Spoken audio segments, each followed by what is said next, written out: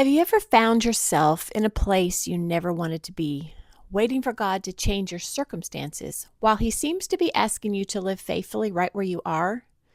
Maybe peace feels out of reach because your life doesn't look the way you hoped. Now, I've spent the last year and a half doing a deep dive into the book of Daniel. If you haven't read this Old Testament book, it starts out with the king of Babylon capturing the city of Jerusalem. Along with articles from God's temple, Nebuchadnezzar also took into captivity young Israelite men from the royal family. These chosen ones were without physical defect, they were handsome, they were smart, and the plan was for them to learn the Babylonian language along with Babylonian literature and culture. They were even going to eat from the king's table and basically be trained for 3 years until they entered into his service. Now, you might have heard of the names of 4 of them. Daniel, which was his Hebrew name, Shadrach, Meshach, and Abednego were given their names by Nebuchadnezzar's chief official. Now, if you skip ahead into the book, Daniel seems to have actually developed a genuine affection for the king, which is remarkable considering that this was the man who kidnapped him from his homeland, likely made him a eunuch, and forced him into service in his foreign court. Daniel himself had once been royalty, and now he was serving the very ruler responsible for destroying Jerusalem, for desecrating the temple, and killing many of his friends and family. And yet Daniel, we see, came to accept this place that God had put him in. And instead of bitterness, he chose faithfulness. Instead of resentment, he worked with excellence. And maybe that's where much of our own discontent begins. We want to be anywhere but here. We tell ourselves that peace will come once something changes, once we move, once we get a new job, or we meet the right person, we earn more money.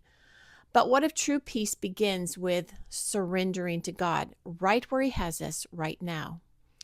While Daniel's life was far from easy, it is clear that he came to a place of acceptance. He trusted that even in Babylon, far from his home and surrounded by this culture that didn't share his values and faith, God still was in control.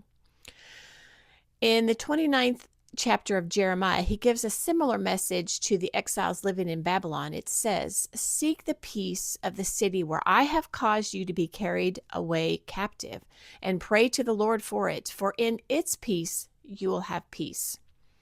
In the New Testament, Peter has a similar message as well in the first chapter, and he reminds us that yes, we are actually exiles in this world, but we are called to live faithfully because we have this hope of the resurrection of Jesus Christ, hope that because of an inheritance that can never spoil or perish. And while we can expect hard times while we're here on earth, Peter says that these struggles, they're going to refine our faith.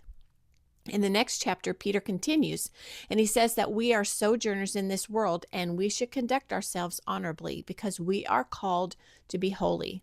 The bottom line is that we too are exiles in this world. This is not our forever home. But while we wait for heaven, God calls us to live, to love, to serve faithfully right where we are, to bring peace, to pray for others, to shine His light in the middle of broken places. So wherever you are today, God has not misplaced you. Life isn't easy, but Jesus reminds us in John 14, He says, "Peace I leave with you, my peace I give you." Can you get the theme going on here? "I do not give to you as the world gives. Do not let your hearts be troubled and do not be afraid." Yes, He knows exactly where we are and what He is doing in our story. And when we choose to trust Him, even in the waiting and the uncertainty, we will discover that true contentment and peace are found right here through the presence and the help of the Holy Spirit. We're not alone in all this. So take a breath. Rest in the truth that you are seen, you are known, and held.